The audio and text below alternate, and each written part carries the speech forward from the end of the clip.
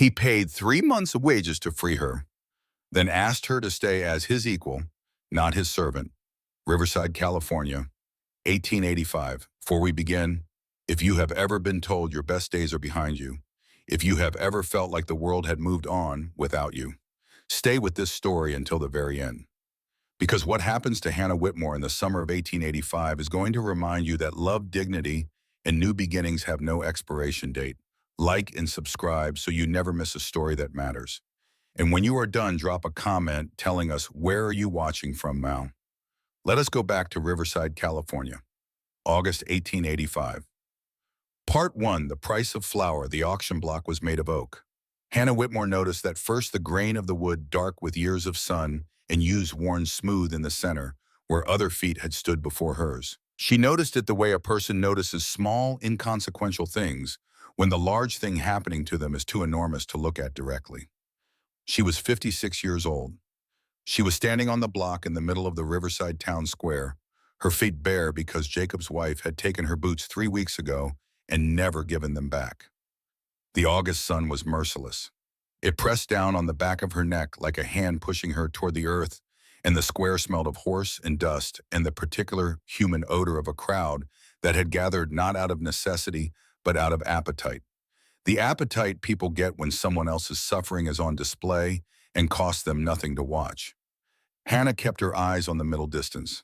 She had learned decades ago that dignity was not something others gave you. It was something you kept inside yourself, very still and very quiet, like a coal banked against the cold.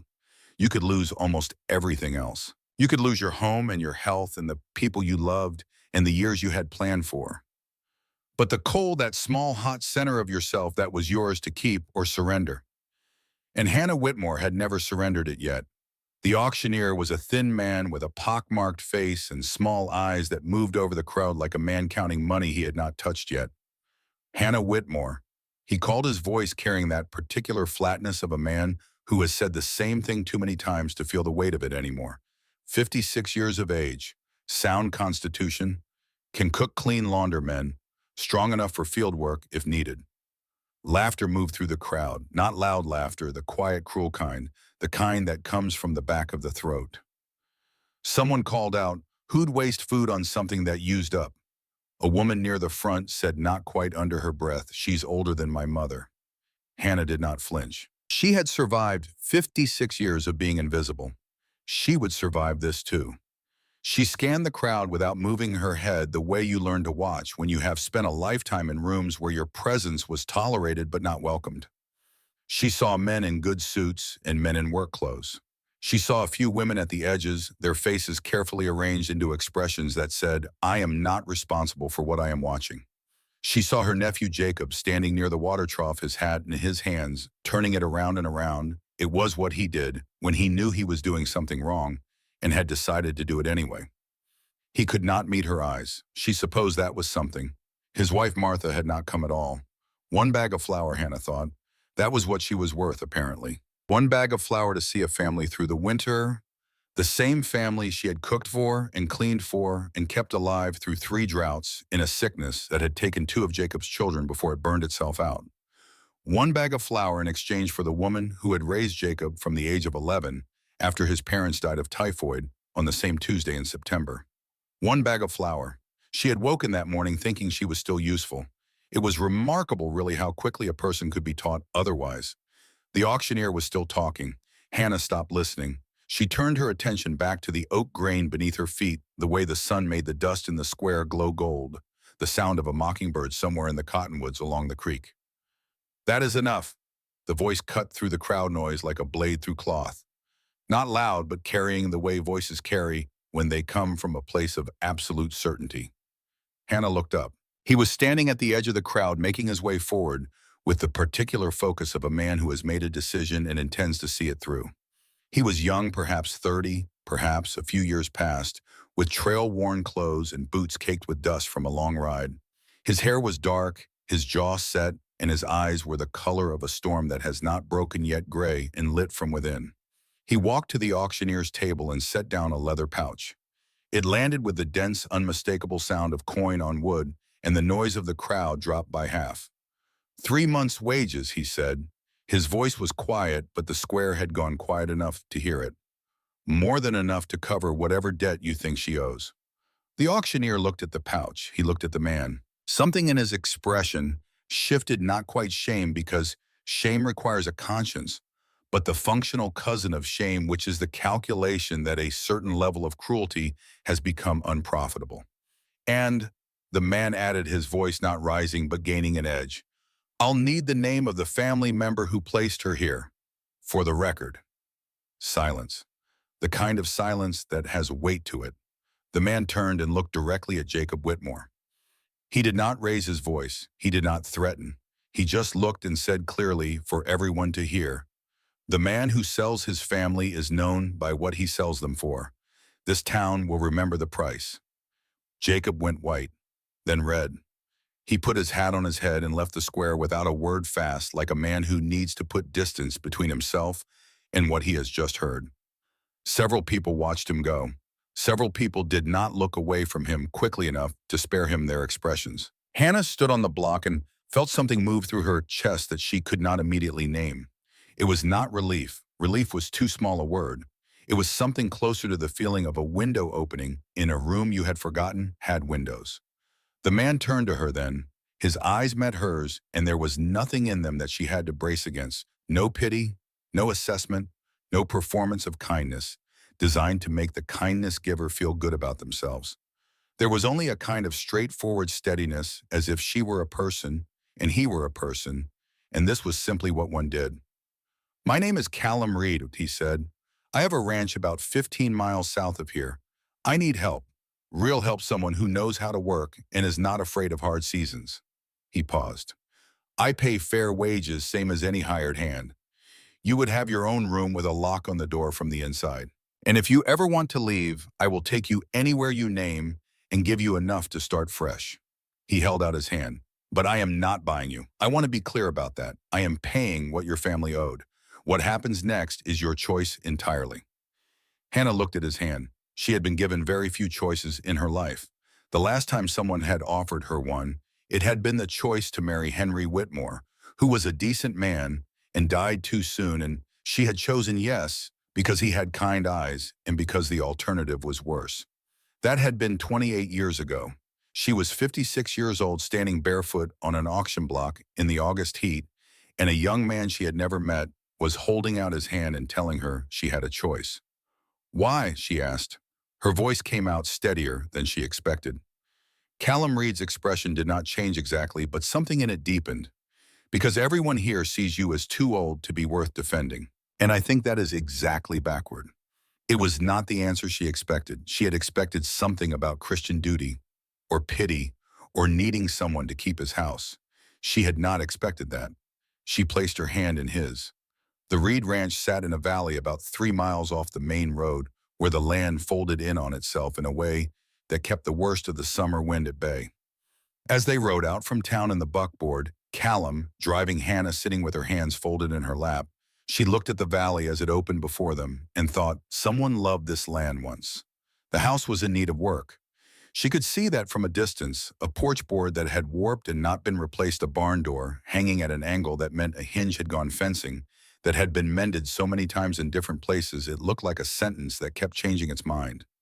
But the bones were good. The house sat solidly on its foundation, the kind of house built by someone who expected it to last.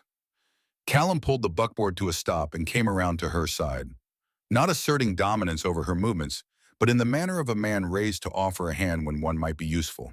She accepted it, stepped down, and stood for a moment looking at the valley around her.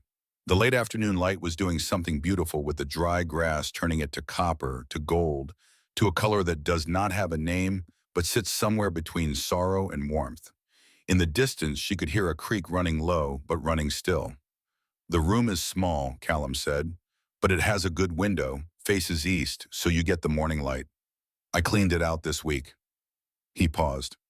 I figured someone might come eventually. Hannah looked at him. You have been looking for help. I have been looking for someone who was looking for work, he said with a small distinction in his voice that she filed away. Come inside. The room was small as he had said, but the window was real with glass in it and a view of the eastern ridge where the cottonwoods caught the last of the light. The bed had a quilt on it, not new but clean, the kind of quilt made by someone's hands over many winter evenings. There was a hook on the wall for clothes and a washstand with a basin and a pitcher. And the door had a lock on the inside, a solid brass latch that turned with a satisfying click. Hannah stood in the center of the room and did not cry. She had promised herself, leaving Riverside, that she would not cry. Not because crying was weakness, she had cried plenty in her life and survived every instance, but because she was not yet sure what she would be crying for, and she preferred to understand her own tears before she shed them. She heard Callum moving around in the kitchen, the sound of a fire being coaxed from banked coals, the scrape of an iron pot. She stood by the window until the light outside turned from gold to rose to the deep blue that comes just before full dark, and she breathed and she let the silence of a house that expected nothing from her settle around her shoulders like something she had forgotten she was allowed to wear. It was the first time in longer than she could remember that she had been alone in a room and not been needed. She did not know what to do with it. Eventually she went to the kitchen. Callum had made coffee and cut bread and set out a small jar of plum preserves. He looked up when she came in and nodded toward the chair across the table. "Figured we'd need something filling," he said. "Long day." No commands, no list of tasks, no performance of hospitality designed to remind her of the obligations she now owed. Just bread and coffee in a chair. She sat. They ate in a comfortable silence that surprised her. Most silences she had lived in had been loaded with unspoken resentments, with careful management, with the particular quiet of a house where one person was waiting for another to do something wrong. This silence was different. It was the silence of two people who had both done enough hard things that day that they did not need to fill the air with sound to prove they existed. "Tell me about the ranch," she said when the coffee was half gone. Callum was quiet for a moment. "It was my father's. He built the house in '62. Good land, one of the best water rights in the Valley Creek, runs year-round even in dry seasons. He died 6 years ago, left it to me." "And before," she asked, "you have been running it alone?" Something moved across his face, brief, carefully controlled. "Not always. My wife Eleanor and I worked it together for 4 years. She died in '82, fever her and our son, 2 days apart." He said it in the flat, careful voice of a man who has told the story enough times to have learned how to tell it without being destroyed by it, but not without being diminished. "Since then, I have had hands in and out, but nothing steady. Things have gotten behind." "I can see," Hannah said. He glanced up, waited to see if that was a criticism. It was not. She met his eyes levelly. "The barn hinge, the east fence. The vegetable plot near the house is gone to weeds, but the soil looks good, worth reclaiming. The porch board on the south end needs replacing before someone puts a foot through it. These are manageable things." A pause, then something shifted in Callum Reed's expression, some small relaxation, some slight lowering of a guard she had not realized was up. "I kept meaning to get to them," he said. "I know how that goes," she said simply. Before she went to her room, she paused in the doorway. "Mr. Reed." He looked up. "What you did today at the auction?" She stopped, started again. "I do not have words that match what it was, so I will just say thank you, and that I intend to earn my wages." He looked at her for a moment.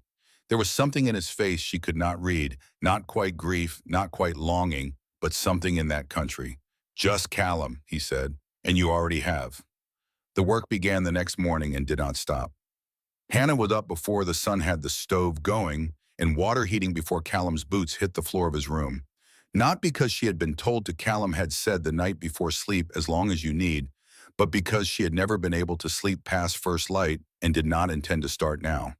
By the time he came to the kitchen, she had made oatmeal with dried apples she had found in the larder and coffee strong enough to stand a spoon in, and she had already made a mental inventory of what the kitchen needed and a list in her head of what had to be done first. He stopped in the doorway for a moment when he saw the oatmeal, just for a moment.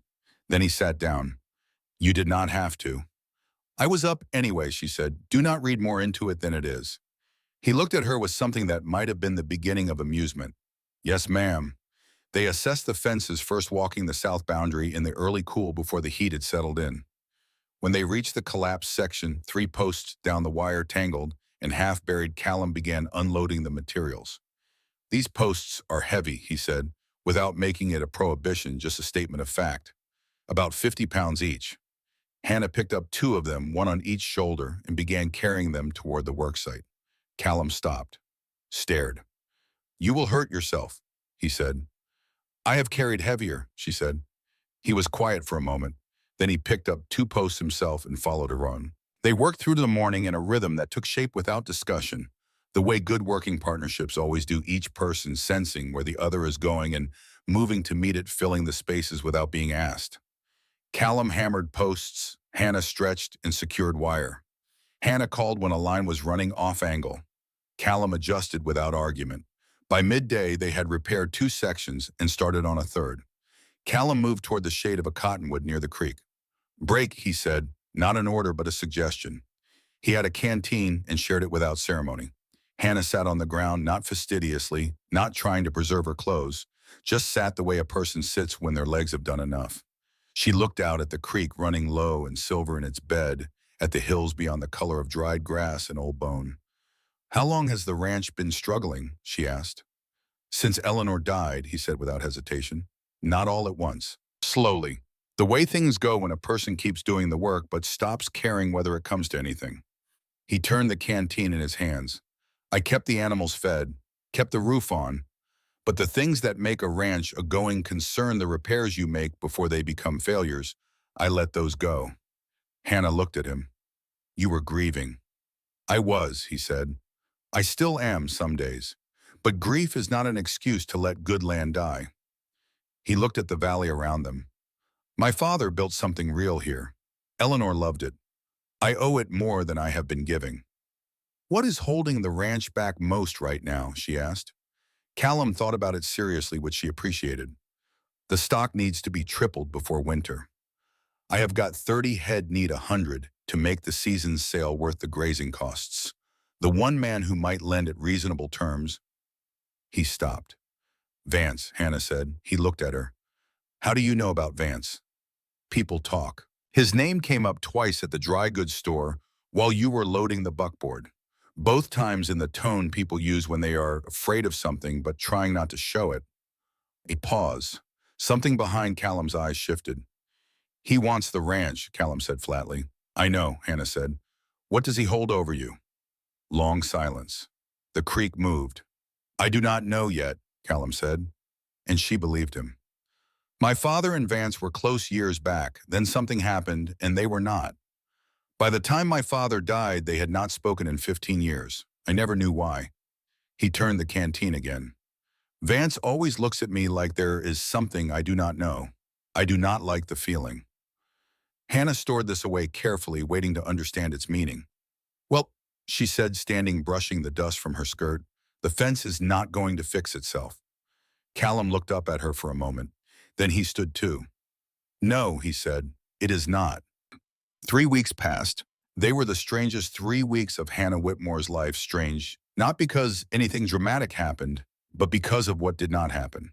No one raised their voice at her. No one assigned her a task and then criticized how she had done it. No one moved through the house with the specific air of a person cataloging her failures. No one needed her in the desperate, exhausting way that people who cannot manage their own lives need the people around them. She worked. Callum worked. The ranch slowly began to breathe again. She reclaimed the vegetable garden, 3 days of determined weeding and turning, and the careful planting of the fall crop. She mended fences. She organized the larder and made a list of what was needed in town. She found in the small storeroom off the kitchen a box of Eleanor's preserved recipes written in a precise slanted hand on cards worn soft at the edges, and she used them without ceremony, the way you use a map left by someone who has walked the same road. Callum watched her sometimes with an expression she was starting to recognize, the expression of a man who is slowly remembering that the world contains good things. One evening the light was going amber and long when she saw him come out of the barn, stop in the yard, and just stand for a moment looking at the ranch, the way you look at something you have nearly lost. She did not say anything. After a moment he came and sat on the porch step below her, his elbows on his knees, and they sat together in the cooling air, while the bats came out over the creek and the first stars appeared. I owe you something, he said. You owe me my wages, she said, which you are paying. More than that. He was quiet for a moment. I came to that auction because I do not know exactly why I came. I heard what was happening, and something in me said no. I did not think past that. I just, he turned his hands over in the dim light, looking at them. And then you got in the buckboard and I thought, what if she hates it here? What if I have done something just to make myself feel righteous and she is worse off than before? Hannah set down her mending. Do you think I am worse off? He looked at her. No. Then stop worrying about your motives, she said. You cannot know your motives completely. Nobody can. What you can know is what is in front of you. And what is in front of us is a ranch that is coming back to life and a dinner that needs making. That is enough to be getting on with. He looked at her for a long moment with those gray eyes, and she thought this man is good. He does not know how good he is, which makes him better, not worse. Yes, he said finally, it is. It was May Cooper who changed things. May Cooper was 63 years old and had lived in the valley longer than anyone else still living in it.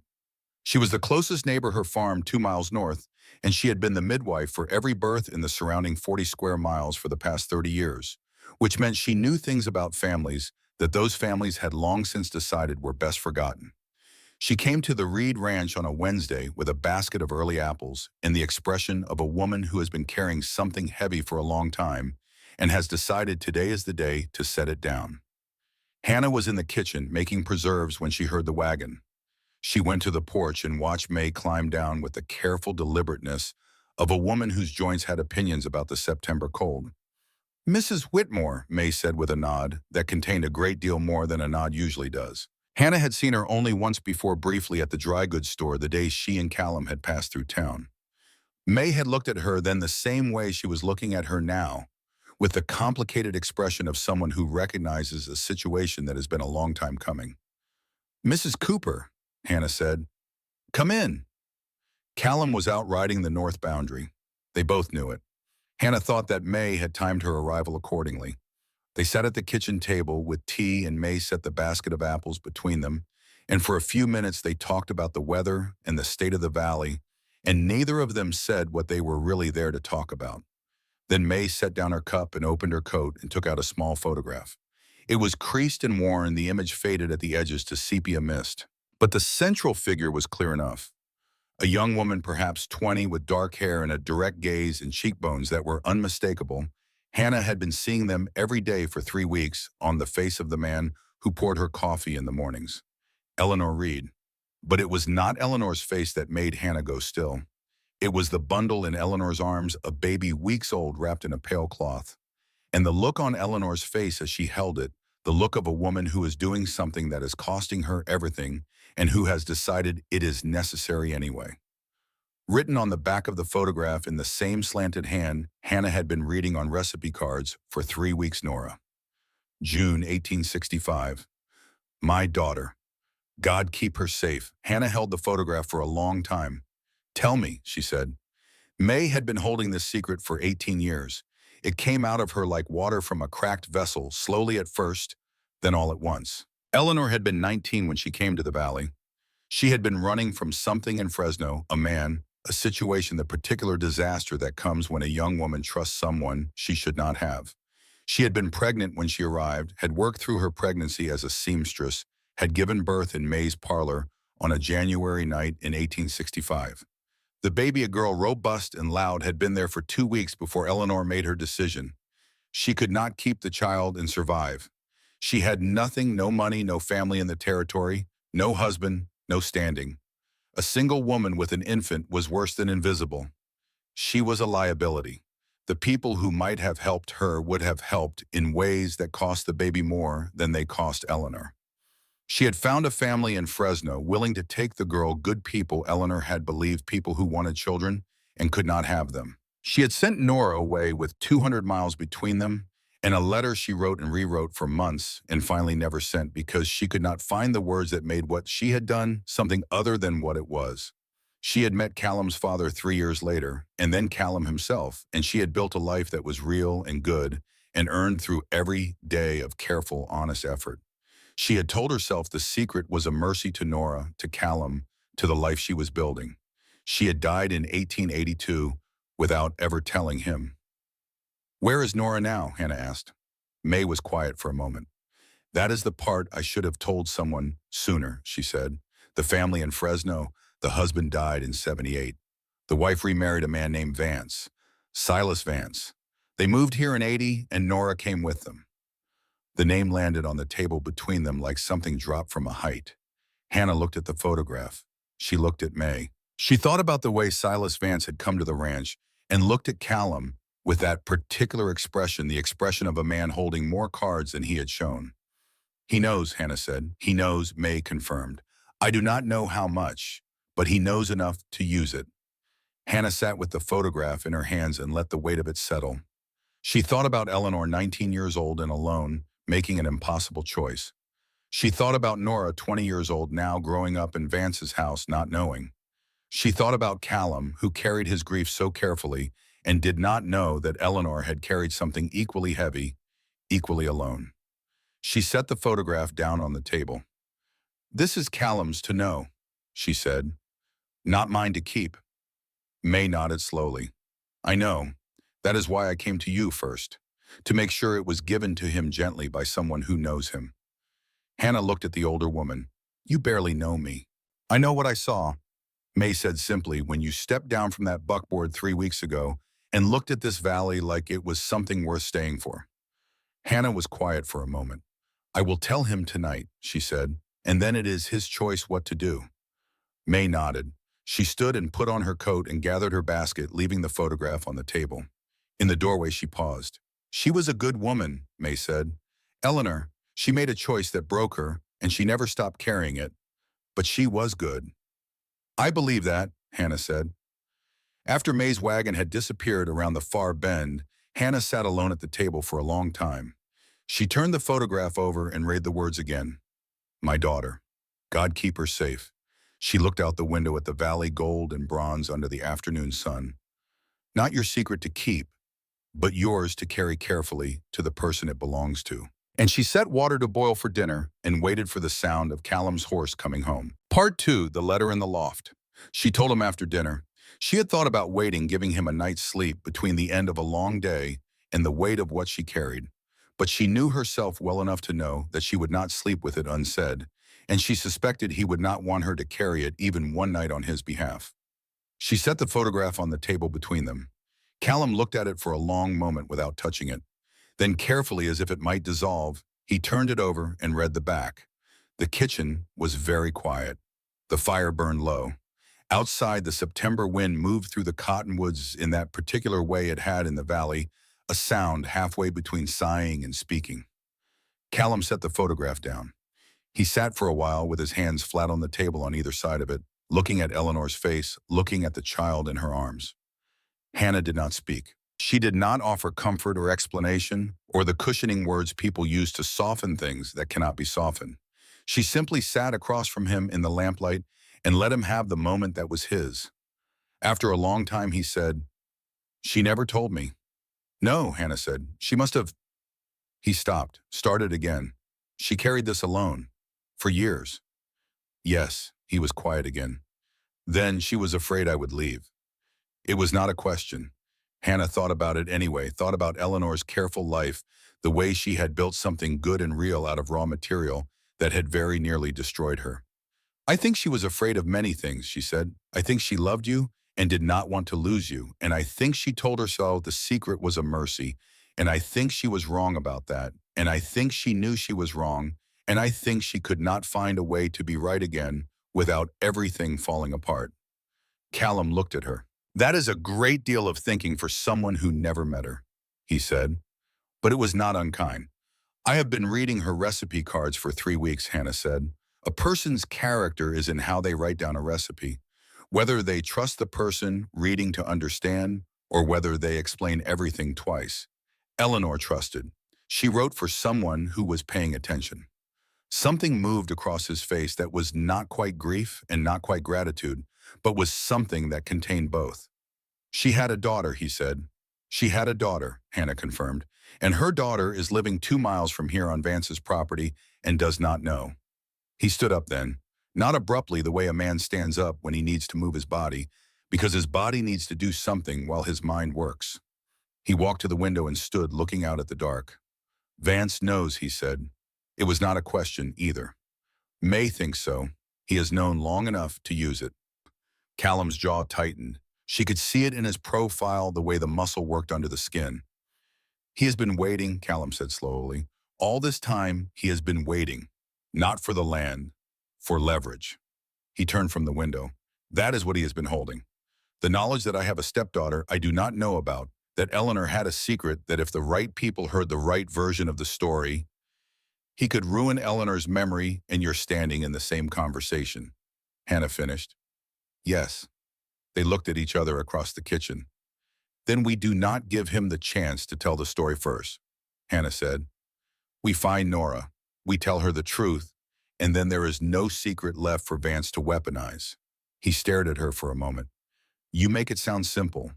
It is not simple, she said, but it is clear. Simple and clear are different things. He looked at the photograph still on the table. He looked at it for a long time. I want to find her, he said, finally. Not because of Vance, because she is Eleanor's daughter and she's been living 2 miles from her mother's grave without knowing it. I know, Hannah said. That is why I told you tonight. But Nora would have to wait, because the next morning, before anything else, Jacob Whitmore came to the gate. Hannah was in the garden when she saw him standing at the fence post where the lane met the yard, his hat in his hands, not coming through, not going away. Just standing there in the early light with the expression of a man who has rehearsed something and now cannot remember how it starts. She set down her trowel. She looked at him for a long moment. He was older than she remembered, or perhaps she was just seeing him more clearly now that she had some distance between the memory of who he had been and the fact of who he was. He was 34 years old. He had the look of a man who had been sleeping badly. She did not go to the gate. Callum came out of the barn, saw Jacob, and walked across the yard to meet him. Hannah watched from the garden. She could not hear what was said. She could see Jacob's mouth moving, his hat turning in his hands. She could see Callum's posture, not aggressive, but not accommodating either. The posture of a man listening to something he does not entirely believe. After a few minutes, Callum turned and then looked toward the garden. Hannah looked back at him, then she looked at Jacob. Jacob had finally looked up.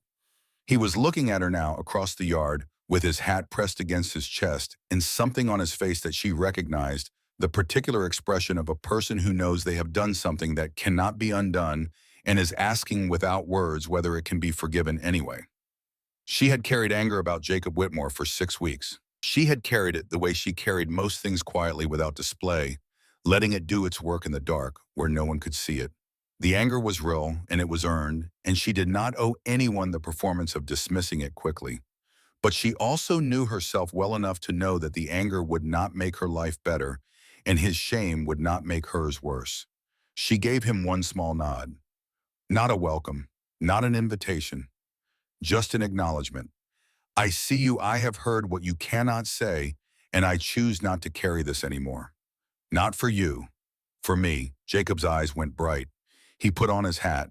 He turned and walked back down the lane without looking back. Callum came back across the yard and stopped by the garden fence. He wanted to apologize, Callum said. I know, Hannah said. You did not go to him. No. Callum was quiet for a moment. Do you want to? Hannah picked up her trowel. I have already forgiven him, she said. That was between me and God, not between me and Jacob. What he needs forgiveness for is not mine to give. It is his wife's, and it is his own. She turned the trowel over in her hands. Some doors, when they close, do not need to be opened again. That does not mean there is hate behind them. Sometimes it just means the room has moved on. Callum looked at her for a long moment. You are the most clear-eyed person I have ever met, he said. She almost smiled. I have had a lot of years to practice, she said, and went back to her weeding. The fire came 3 nights later. Hannah woke to the smell of it, not the comfortable smell of wood smoke from the kitchen stove, but the sharp, acrid edge of something burning that should not be burning. She was out of bed and at the window before she was fully conscious, and in the eastern pasture, she could see a line of orange light eating through the dry grass, moving with the wind. She ran. Not to Callum's room. She pounded on his door once hard and kept running, grabbing the water buckets from the kitchen porch as she passed. She heard him behind her boots, hitting the floor, door slamming back. The fire was not large, not yet. Someone had set it at the fence line in a spot where the wind would carry it toward the barn if left unchecked. It was a warning, a message, the kind of thing Silas Vance would do because it deniable, and because it told Callum exactly what kind of pressure was about to come. They worked side by side in the dark, beating back the fire with wet burlap pouring bucket after bucket from the water trough. The smoke was thick and bitter. The light was chaos, the orange of the fire and the flat silver of the half-moon overhead, shadows moving everywhere. Hannah was on the roof of the small equipment shed, which she had climbed because the embers had caught on the shingles, and someone had to get up there when the beam she was standing on shifted. Not breaking, but shifting the way old wood shifts when heat has been at it, and for one terrible second, she had no footing.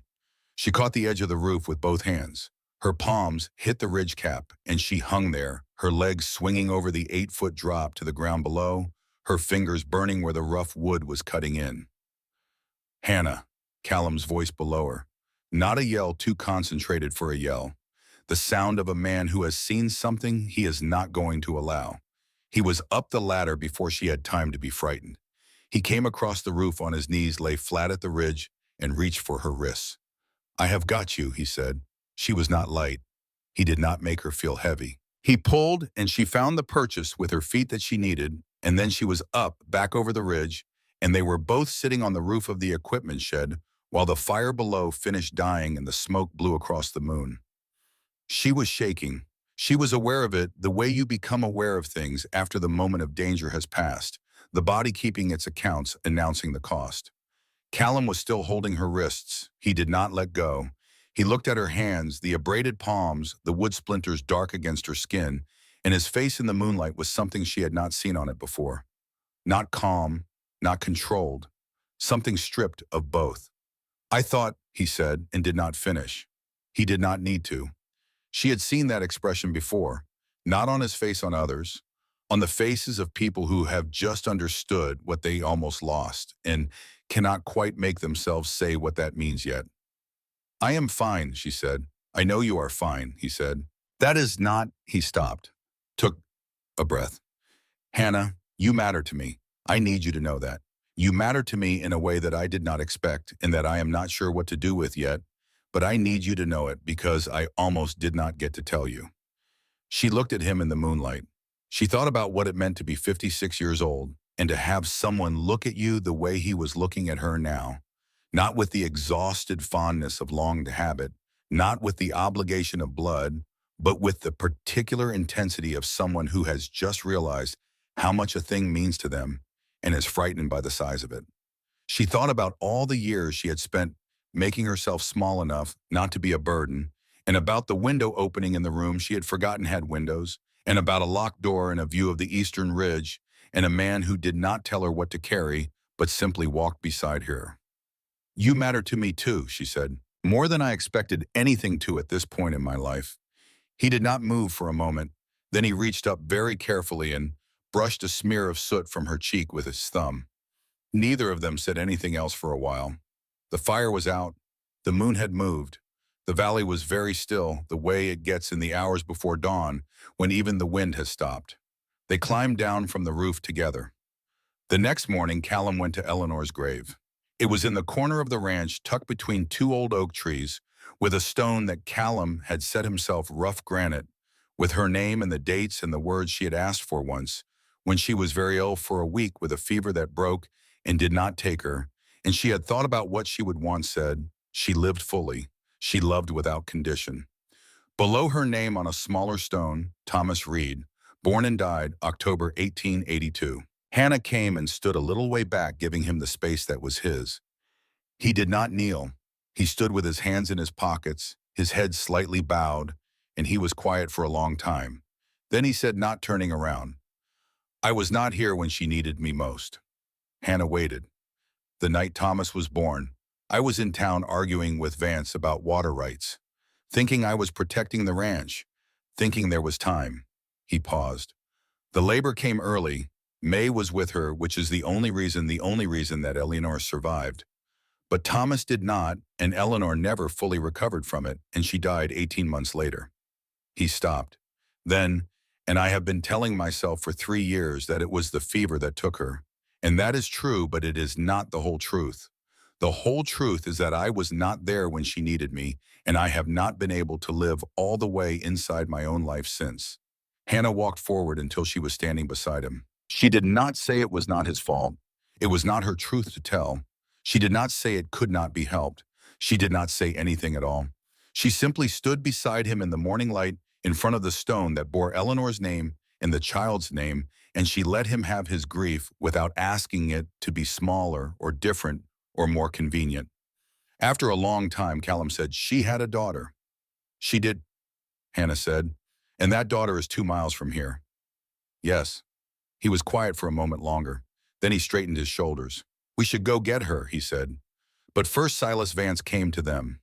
He arrived mid-morning on a Thursday in a fine buggy with a driver which was a kind of theater, the theater of a man who wants you to know what he has and what you do not. He was perhaps 55, with the particular look of a man who has never been told no firmly enough for it to stick. His eyes were the faded blue of a sky that has had all the weather wrung out of it. "Reed," he said, stepping down from the buggy.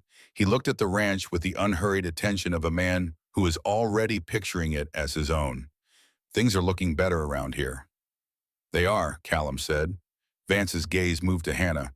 He looked at her the way certain men look at women of a certain age, as though they are furniture that has been moved into an inconvenient location. "Your new housekeeper," he said. "My colleague," Callum said. The word came out without hesitation, and Hannah noted it. Something flickered in Vance's eyes. "I have come with an offer, Reed. Generous one, given the state of things. I'll pay you fair market for the property, give you enough to relocate, start fresh somewhere without all this." He gestured around at the valley as if it were a problem rather than a paradise. "You would be doing yourself a favor." "No," Callum said. Vance's expression did not change. "You might want to think carefully before you refuse. There are complications to your title on this property. Your father's land purchase in '67. He let the sentence sit heavy and unfinished. Callum went very still. "What about it?" he said. "There were irregularities," Vance said, "in the documentation. The kind of irregularities that might cause a court to revisit the question of rightful ownership." He tilted his head. "A shame, really. But these things happen." Hannah had been listening from the porch. She had not moved during the exchange. But she was watching Vance's face very carefully, and she was watching his hands, and she was watching the way his eyes moved, and she recognized what she was seeing. A man reciting a prepared speech, not a man stating a fact. A man who expects to win by making the other person believe the game is already lost. She had seen this kind of man before. They relied on the assumption that the people they were threatening would be too frightened or too ignorant to push back. She stepped off the porch. "Mr. Vance," she said. He looked at her with something between irritation and contempt. "My name is Hannah Whitmore," she said. "I have been in this valley for 6 weeks, which has been enough time to have a great many conversations with a great many neighbors. People who have lived here long enough to remember your arrival and your stepwife's first husband, and the particulars of how land changed hands in this valley in the years after the war, when records were, as you say, not always clean." Something moved in Vance's eyes. "I do not know yet what you hold against this ranch," Hannah continued, her voice even and unhurried, "but I know that you have been here 18 years, and in all that time you have not taken what you wanted, which tells me you do not have what you think you have. A man who has clear title does not come to make an offer. He comes with a sheriff." Vance looked at her for a long moment. "You are an old woman with opinions," he said. "And you are a man with threats and no evidence," she said. "Come back when you have one." Vance looked at Callum. Something passed between them, a reassessment on Vance's part, a settling of something on Callum's. Vance got back in his buggy. He said nothing else. But as the driver turned the horse around, Hannah saw him look back once, not at the ranch, but at her with the expression of a man who has just understood that the game has changed. When the buggy had gone around the bend, Callum let out a slow breath. "Where did that come from?" he asked. 6 weeks of conversations," she said, "and a lifetime of watching powerful men threaten people who do not know they can push back." He looked at her. "What do you know about the land title?" "Not enough yet," she said honestly. but enough to know his claim is not solid or he would have used it already. She paused. We need to see your father's papers. Everything he left, before Vance makes his next move. Callum nodded slowly. Tonight, he said, after dinner. The papers were in a tin box in the bottom of the wardrobe in the room that had been his father's unopened. Hannah suspected since the day Callum had put them there after the funeral. They spread them across the kitchen table after dinner. Land surveys, purchase agreements, correspondence receipts going back 20 years. Hannah sorted while Callum read. Outside, the autumn wind was picking up, pushing against the windows, with the insistence of something that wants to come in. It took 2 hours to find it.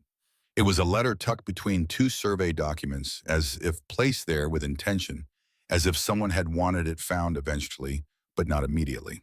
Written in a hand Hannah did not recognize, dated September 1866, addressed to James Reed, Callum's father. She passed it to Callum without speaking.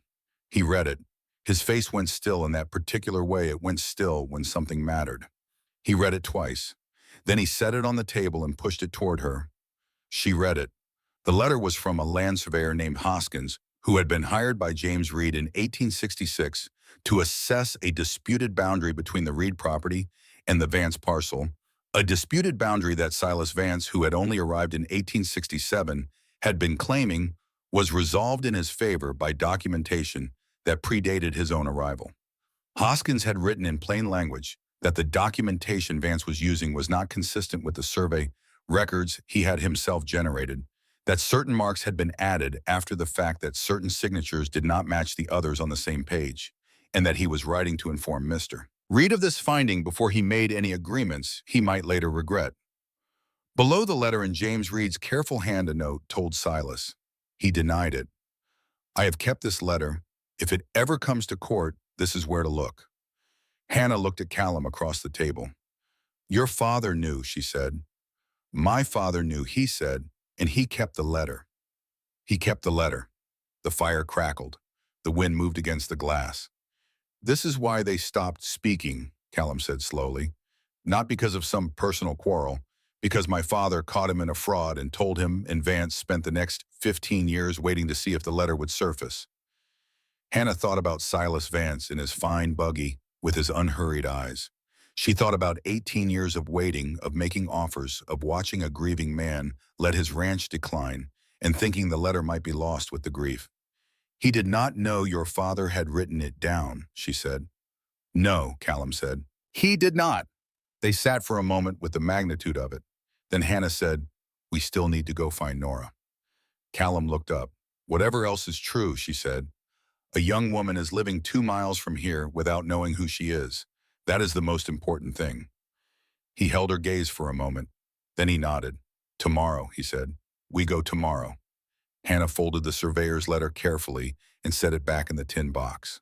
Tomorrow, she thought, and felt for the first time in a very long time the particular sensation of being exactly where she was supposed to be.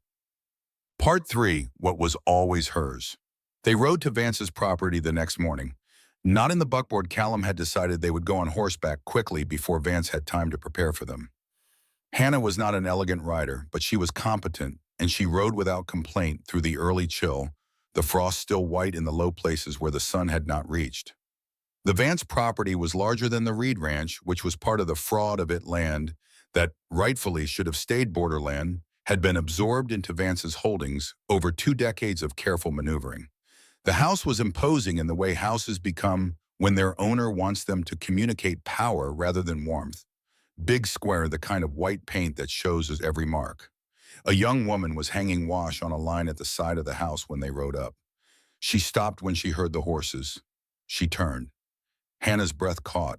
The girl was 20 years old with dark hair and a direct gaze and cheekbones that were, there was no other word for it, Eleanor's. Not a resemblance that required explanation. A resemblance that announced itself. Nora. She looked from Hannah to Callum with the alert, assessing expression of someone accustomed to reading situations quickly, the expression of someone who has learned that arriving unprepared is a mistake they cannot afford to make. Mr. Reed, she said. She knew him then, had perhaps seen him in town. What brings you here? Before Callum could answer, the front door opened, and Silas Vance stepped onto the porch. He had been expecting them. or had been expecting, Hannah saw the slight recalibration when he registered her presence. "Reed," he said, "this is not a convenient time." "I am not here about the land," Callum said. He dismounted. He did not approach Vance. He looked at Nora. "I am here about her." Nora's expression shifted. Not fear, but a kind of readiness. The readiness of someone who has long suspected that something is being managed around them and has been waiting for the management to slip. Vance stepped off the porch. "Nora is my stepdaughter. She is not your concern." "Her mother was my wife," Callum said. The silence that followed was the kind that reshapes things. Nora went very still. She was holding a shirt from the wash in both hands, and she did not move, did not speak, just looked at Callum with those eyes that were Eleanor's, looking out from a face that was all its own. "Eleanor Reed," Callum said. "She was your mother, Nora. She was not able to keep you when you were born, and she spent the rest of her life carrying that. She died in 1882 without having been able to tell you. I did not know until recently. But I know now, and I am not going to let you live 2 miles from her grave without knowing." Vance's face had gone through several expressions quickly. He settled on controlled anger. "This is a lie and a manipulation." "It is the truth," May Cooper said. Everyone turned. May had come up the lane behind them on her old mare she had known. Hannah realized that they were going today, and she had come not because she was asked, but because this was her testimony to give, and she had been waiting 18 years to give it. She dismounted with her careful deliberateness and walked to stand beside Hannah. "I delivered you, Nora," May said. "January 14th, 1865 in my parlor. Your mother's name was Eleanor, and she held you for 2 weeks before she made the hardest decision of her life. I have kept a photograph. I have kept the letter she wrote and could not send. They are yours if you want them." Nora was looking at May now. Then she looked at Callum. Then she looked at Hannah, and there was something in her look that Hannah recognized, the look of someone trying to determine whether trust is safe. Hannah held her gaze steadily. She did not perform warmth. She did not rush. She just looked back evenly and let Nora decide. "You are not doing this to take something from me," Nora said. It was not a question, and it was not an accusation. It was the careful, precise assessment of someone used to parsing motives. "No," Hannah said. "We are doing this so that you can know the truth and decide what to do with it. Whatever you decide is yours to decide." Nora looked at Vance. Something in her expression shifted, old and complicated, the expression of someone who has known for a long time that a thing was being withheld without being able to name what it was. "Did you know?" she asked him. Vance's silence was its own answer. "You knew," Nora said, very quietly. "You knew my whole life." "I was protecting you," Vance said. "From what?" Her voice did not rise. It did not need to. "From knowing who my mother was, from knowing where she is buried from." She stopped. She set the shirt down on the wash line with the deliberate care of someone who is managing themselves very carefully. "I have lived in your house for 15 years, she said. "I have worked for you since I was old enough to work. I have asked you every time a new neighbor came if you knew anything about where I came from." She looked at him with an expression that was not rage. Hannah had expected rage, but something colder and more final. "I am done asking." She looked at Callum. "Tell me about her," she said. Vance tried 3 things that day, and each of them failed. He tried intimidation. "You have no right to her. She was left to my family." Callum said, "She is a grown woman. She has the right to make her own decisions." He tried legal threat. "Reed, I still have documentation that will challenge your father's title." Callum reached into his coat and produced the surveyor's letter. He did not give it to Vance. He let him see it. Something left Vance's face then. Not just confidence, something deeper. The particular defeat of a man who has spent decades holding a position that has just been shown to be hollow. "Hoskins' letter," Vance said. His voice had changed. "My father kept it," Callum said, "in the tin box where he kept everything that mattered." He tried finally an appeal to Nora herself. "I raised you. Whatever else is true, I raised you." Nora looked at him. "Your wife raised me," she said. "You tolerated me because I was useful. There is a difference." She picked up the small bundle she had by this point packed and set at her feet as if she had known or decided or been waiting. "I am going with them." Vance looked at the letter in Callum's hand. He looked at May, who had 20 years of valley knowledge behind her eyes. He looked at Hannah, who looked back at him with the patient, unembarrassed steadiness of a woman who has nothing to prove and nothing to lose. He let them go. They rode back to the Reed Ranch in the morning light, the four of them, Callum, Hannah, May, and Nora. Nora rode with her spine straight and her eyes forward and did not speak for most of the journey. Hannah rode beside her and did not require her to. Some arrivals need silence to become real. Some doors need to be opened and then stood in for a while before you cross the threshold.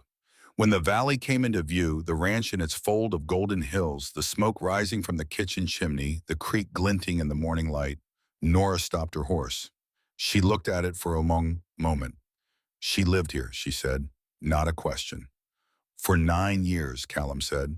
She loved the valley. She said once that the light here was different than anywhere else she had been, that it felt older than other light. Nora absorbed this. Will you take me to her grave, she asked. Yes, Callum said, whenever you are ready. Now, Nora said, if that is all right. They went to the grave before they went to the house. It felt correct to begin there at the beginning of things before the rest. Nora stood before the stone for a long time. She read the words she lived fully. She loved without condition, and something in her face moved very slightly, like the surface of water that has been touched. She did not cry, not then. She just stood and breathed and let 20 years of not knowing become 20 years of knowing and stayed there until the knowing had finished arriving. Then she turned around and walked back toward the house. I would like to see her recipes, she said, if that is all right. Of course, Hannah said. Nora nodded and walked through the door of the house that had been her mother's. The weeks that followed were unlike any weeks Hannah had known. Not because they were dramatic, they were not. They were the opposite of dramatic. They were the ordinary, extraordinary weeks of a household finding its shape the way a family does when it is new and not yet sure of its own edges. Nora was cautious and careful and did not ask for anything she had not been offered. She had been formed by years in Vance's house, and the forming had left marks. She watched doors, she noted exits. She turned helpful before asked in the way of someone who has learned that being needed is the same as being safe. Hannah recognized it because she had done it herself for 30 years. She did not comment on it. She simply made sure that Nora was never given reason to need the old protections. Callum was careful too in his own way. He had acquired a stepdaughter he had never expected, and he was navigating with the particular attentiveness of a man who knows how much he does not know and is willing to learn. He gave Nora space. He did not perform fatherhood. He simply treated her the way he treated Hannah, with respect, with directness, with the assumption that she was capable of knowing what she needed and asking for it. There was one moment about 2 weeks in when Hannah came into the kitchen and found them both at the table with Eleanor's recipe cards spread between them, Nora reading the slanted handwriting with the expression of someone reading a letter from a person they did not know they were allowed to miss. Callum was not talking. He was just there within reach, available. Hannah went back out again without speaking. Some things are not improved by witnesses. May Cooper came by twice a week, ostensibly to check on things, actually because she was 80% of the way in love with this particular outcome and could not keep away from it. She brought things: apples, preserves, a bolt of good wool cloth she said had been sitting in her storeroom for years, and she stayed for tea and talked about everything and nothing, and Hannah understood that May had been waiting a long time to be part of something like this and was not going to be excluded now. The letter from Hoskins went to the county land office in the care of the lawyer in Riverside, who had also, Hannah had discovered through her conversations, been wanting to look into Silas Vance's land holdings for about a decade but had not had sufficient evidence. The evidence was now sufficient. Legal proceedings moved slowly, but they moved. Vance did not come to the ranch again. October came in with a cold that had teeth to it, and with it came the news that the fall cattle sale had gone well. Better than well. The herd had grown, the fences held. The water rights, with Vance's fraudulent claims removed from consideration, were confirmed as the Reed ranches without question. Callum came home from the sale in Riverside with enough to carry the ranch through winter comfortably and enough left over to make repairs that had been put off for years. That evening, he sat at the kitchen table with the ledger open and did something Hannah had never seen him do. He smiled at numbers. The ranch is solvent, he said. For the first time in 3 years, it is genuinely solvent. Good, Hannah said from the stove. Hannah. She turned. He had the ledger open still, but he was not looking at it. He was looking at her with the expression she had come to know, the expression that meant he had something to say and had been working up to it. When I came to that auction, he said slowly, I told you I needed someone strong enough to help me keep the ranch from dying. That was true, but it was not the whole truth. He paused. The whole truth is that I needed someone who would make me remember why the ranch was worth keeping, someone who would make me want to be in my own life again. He held her gaze. You did that. You have done that every single day since you came here. Hannah set down the spoon she was holding. Callum, I am not finished, he said gently. I know the difference in our ages. I know that you have reasons to be careful and reasons to be skeptical and reasons to not want the complication of whatever this is. So I am not asking you to disregard any of that. I am asking you to consider the possibility that it does not have to matter as much as you think it does. He looked at the table for a moment and then back at her. I love you, not because you cook or because you work or because you saved my ranch. Saved my, because of who you are, because of the way you think and the way you are in the world. And because of Hannah, I have not wanted to be alive in the morning since Eleanor died, and now I do. That is because of you. Only you. The kitchen was quiet. Outside, the October wind was moving through the cottonwoods. Hannah thought about 56 years of being useful and invisible. She thought about one bag of flour. She thought about a locked door and a window that faced east and a man who called her his colleague in front of a man who expected her to be furniture. She thought about Eleanor's recipe cards written for someone who was paying attention. She thought about Nora's face when she read them, the face of someone discovering that they were loved even across time and silence. You are 25 years younger than me, she said. Yes, he said. People will talk. People already talk, he said. I have not found a reason to care. She looked at him for a long moment. There is something I need to say first, she told him, before anything else. He waited. I have spent my whole life being what other people needed me to be, she said. I do not know how to be a wife. I do not know how to be loved without turning it into work. I do not know how to... She stopped. I am afraid, she said, that I will not know how to receive it, what you are offering, that I will make it smaller than it is because I have spent so long believing I did not deserve the size of it. Callum was quiet for a moment. Then he said, I know, I saw it the first week, the way you wait for the cruelty that follows the kindness, the way you hold yourself ready to not need anything. He looked at her steadily. We will learn together. That is all I am asking. Not perfection, just the willingness to try. Hannah felt something in her chest that she recognized distantly as the sensation of a door she had not known was still there, swinging open on its hinges. Yes, she said, I am willing. He stood up from the table and crossed to her and took her hands in his, her hands that had carried 50-pound fence posts and kneaded bread, and held the roof ridge until he could reach her, and he held them with the same care he had held them that night on the equipment shed roof, as if they were something rare and not to be wasted. Then yes is enough, he said. Nora's reaction when they told her was not what Hannah expected. She had been half prepared for awkwardness, for the particular complexity of a young woman being asked to accept the person her stepfather had chosen.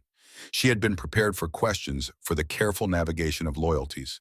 What she had not been prepared for was Nora looking at them both and saying without any decoration at all, I am glad. Then after a moment, she would have liked you, my mother. I know I never met her, but from the recipes, from the way she wrote things down, I think she would have liked you very much.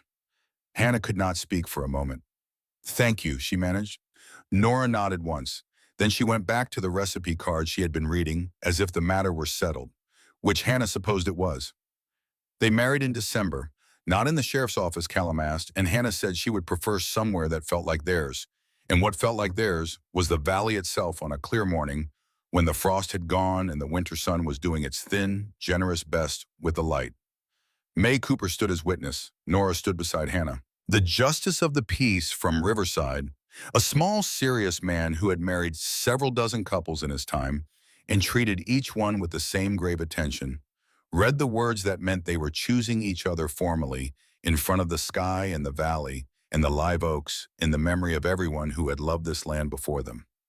I do, Callum said. He was looking at her the way he always looked at her, straight on without performance. I do, Hannah said, and felt the words ring through her like something that had been waiting a long time to be said. May was crying. She was not embarrassed about it. Nora was not crying, but she was smiling in a way that Hannah had not seen from her before, wide and unguarded, the smile of someone who has learned that they are allowed to be happy. Callum put the ring on Hannah's finger, his mother's ring, the woman who was strong as stone and warm as a stove, and Hannah looked at it on her hand for a moment and thought, I am 56 years old, and I am exactly who I was always supposed to become. It just took this long to arrive. There is a particular quality to winter on the California high plains that Hannah had not known before coming to the valley, a quality of enormous stillness, as if the land is breathing very slowly and very deeply, conserving something for the spring. She learned it that winter. She learned it on the mornings when she woke in the room that was now their room and looked out at the frost-white valley and heard Callum's breathing beside her and felt something she could only call inadequately peace. She learned it on the evenings when the three of them, she and Callum and Nora, sat by the fire in the main room, each doing something quiet. The silence between them, the comfortable silence of people who do not need to fill the air to know they belong in the same room. She learned it on the afternoons when Nora came to her in the kitchen and said simply, I want to learn to cook, and Hannah said, then come here and I will teach you. And they stood side by side at the stove, and Hannah talked her through Eleanor's recipes and her own, and the way bread rises differently in dry air than in humid. And Nora listened with the intensity of someone learning not just a skill, but a language. She was learning to read too. Callum had started teaching her in the evenings patient and without condescension, treating her intelligence as the given that it was. She was quick. She would, Hannah thought, have been quick at everything if anyone had ever given her the materials. One evening in January, Hannah looked up from her mending to find Callum watching her from across the room with an expression she had begun to know well, the expression that meant he was holding something and had not decided yet whether to say it. What? She said. Nothing, he said. I am just looking. That is not nothing, she said. He was quiet for a moment. I was thinking that I did not expect this, any of it. I came to that auction because something in me said no, and I thought I told myself I was being righteous, being useful. I did not think, he paused. I did not know that the most important thing I would ever do was set a leather pouch on an auctioneer's table. Hannah set down her mending. Neither did I, she said, when I put my hand in yours. Nora at the table with her book made a small sound that was either suppressed laughter or suppressed sentiment and did not look up. The secret she had been carrying for 6 weeks, she told him on an evening in February. She had been waiting until she was certain. She had been waiting because she was 56 years old, and the world did not expect this of women her age, and she had learned to be careful about certainty. But Dr. Harmon had come to the ranch on a Tuesday, had examined her with the thorough, unsurprised manner of a man who has been practicing medicine long enough to have stopped being surprised by the human body, and had confirmed what she had suspected and barely allowed herself to believe. She told Callum on the porch at dusk, with the valley going the color of old bronze around them. There is something I need to tell you, she said. He turned to her immediately, the way he always did, full attention, no performance of patience. I am going to have a baby, she said. He was very still, the kind of stillness that comes before something large. Then he said, a baby. Yes, she said. The doctor confirmed it yesterday. At 56, apparently, she said with a small, wondering laugh, yes. He looked at her for a long moment. She watched the understanding move through him, the shock first, then the wonder, then something else, something that was not a word. She had a name for something that was all the names at once. His hand moved to her abdomen, very gently with a reverence that made her chest ache. Hannah, he said, that was all, just her name. But the way he said it, as if it were both question and answer, both prayer and response, was everything she needed to hear. She reached up and put her hand over his. I did not think it was possible, she said. Not at my age. You are always full of surprises, he said. The same wondering laugh was in his voice. Always.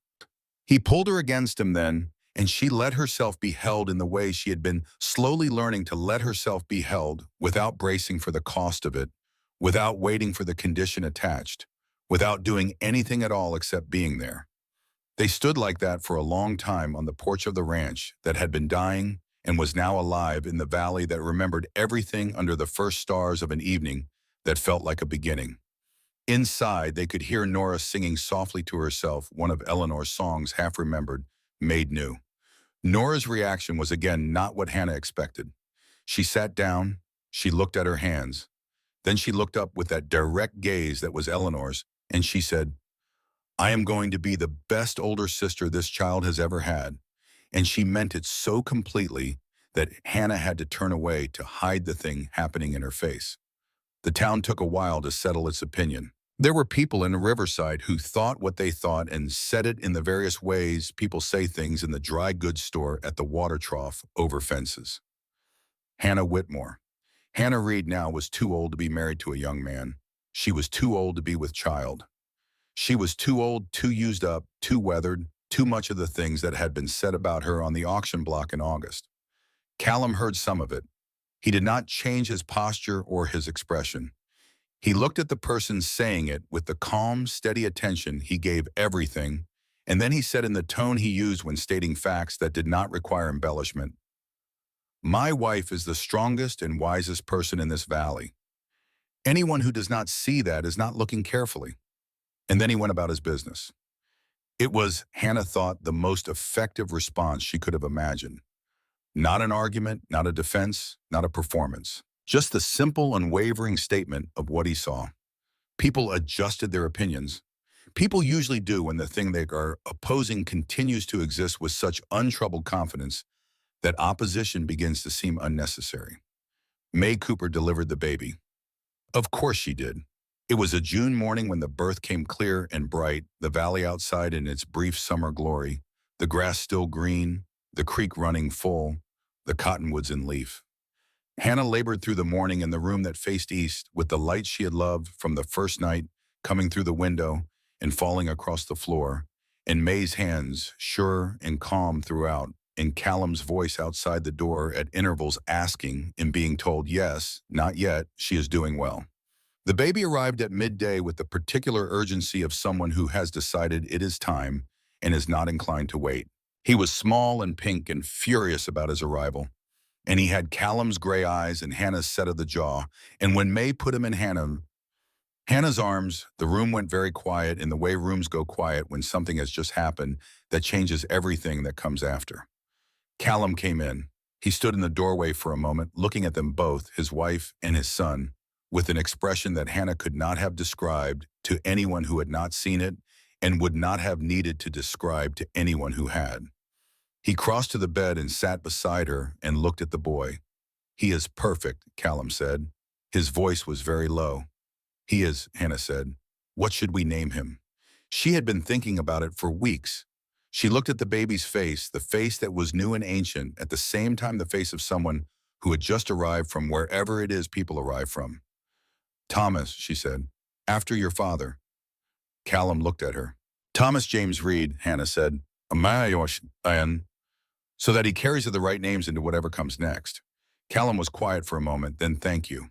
It was a simple thing to say. It contained a great deal. Nora appeared in the doorway. She had been in the house all morning, keeping herself useful in the kitchen, trying not to hover, and she looked at the baby with wide eyes. Can I hold him? Oh, she asked. Come here, Hannah said. Nora sat in the chair by the bed, and Hannah placed Thomas in her arms, and Nora looked down at him with the expression of someone who is holding something they have been waiting for without knowing they were waiting, and the morning light lay across them, the young woman who had come home, and the infant who was just beginning, and it was the kind of moment that does not require anyone to say anything to be understood. May stood at the door and watched. Well, she said to no one in particular, here we are. Summer moved through the valley with its long golden authority. The ranch prospered. The cattle were healthy. The water rights secure the fences in better repair than they had been in years. Callum hired 2 hands for the peak season, men who did their work without drama and went home in the evenings. And the rhythm of the place was the rhythm of a living thing, difficult, sometimes easy, sometimes always moving. Hannah worked because she was a person who worked, but she worked differently than she had in the years before. Not with the driven compulsion of someone proving they deserve their place, but with the quieter, steadier energy of someone who knows where she is and why she's there. She taught Nora the kitchen. She kept the accounts. She made decisions about the household with Callum as a partner in the equal way they had always done things, the way that had been there from the first day without either of them naming it. Thomas grew. Babies do with an urgency that seems to want to outrun time. And Thomas was no exception. By late summer, he was watching the world with Callum's serious attention and Hannah's refusal to be startled. A combination that Nora said laughing meant he would either be a judge or a rancher, and possibly both. There was an afternoon in August. Thomas was 2 months old, the harvest coming on the light, doing its late summer thing with the valley, when Hannah sat on the porch with him in her arms and felt the peculiar sensation she had been feeling at intervals since February, the sensation of arriving somewhere she had not known she was headed. She had spent 56 years being invisible. She had spent 56 years being useful in ways that were necessary and never acknowledged. She had raised a boy who could not protect her when it mattered, and lost a husband who was kind, but taken too soon and been handed to the highest bidder on an August morning in exchange for flour. And then she had walked into a valley with nothing but her hands and her 40-pound fence posts and her habit of paying attention, and she had built something she had never been given and could not have imagined. Not a ranch, not a marriage, not even a family exactly, though it was all of those things. She had built the life she deserved. Thomas made the sound he made when he was not asleep, but close to it, a small, satisfied sound like something settling. And she looked down at his face and thought, "You are going to grow up knowing you were wanted. You are going to grow up knowing you belong. You are going to grow up in a house where the doors are locked from the inside because the people inside chose to stay." She heard Callum's boots on the porch behind her. He sat down beside her on the step close enough that their shoulders touched and looked out at the valley in the afternoon light. Nora was visible in the distance, riding the east boundary on the roan mare Callum had found for her. Upright, capable, her dark hair visible against the gold of the dry grass. "She is good on that horse," Callum said. "She is good at most things," Hannah said. "She just needed someone to stop managing what she was allowed to trim on." Callum nodded. He looked at Thomas, who was looking back at him with the serious, focused attention he gave everything that moved. "I have been thinking," Callum said, "about what you said last winter, about not knowing how to receive something." Hannah looked at him. "I think you figured it out," he said, "for what it is worth."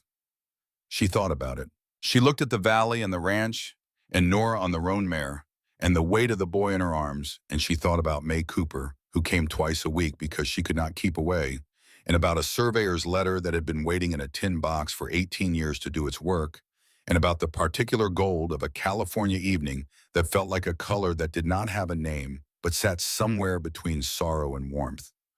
"I think I had a good teacher," she said. Callum looked at her with those gray storm before it breaks eyes. "So did I," he said. They sat together on the porch until the light had gone all the way from gold to roan to the blue of the first stars, and Thomas fell asleep between them, and Nora rode in from the east boundary and put her horse up and came to sit on the step below them, the way she had begun to do in the evenings. And May's wagon appeared on the lane, because of course it did, and the valley settled into its late summer breathing, that slow, deep breath that was also a kind of contentment. Hannah Whitmore Reed had been told once and many times that she was too old. Too old to be worth keeping. Too old to deserve kindness. Too old for love, for purpose, for beginnings. Too old to matter. She sat on the porch of the ranch she had helped save with her husband's shoulder warm against hers and their son asleep in her arms, and their daughter riding in from the east, and she thought about all the people who had told her she was too old, and she thought you were wrong. Not just about me. About the whole category of the thing. There is no such thing as too old for a life that is worth living. There is only the life in front of you and the question of whether you are going to take it. She had taken it, and it had been in every way that mattered exactly right. If you have ever been made to feel invisible, if you have ever been told that your best days are behind you, this story is your reminder that love, purpose, and new beginnings have no expiration date. Share it with someone who needs it. Subscribe so you never miss a story that reminds you you still matter. And tell us in the comments, where are you watching from Your Story Matters too?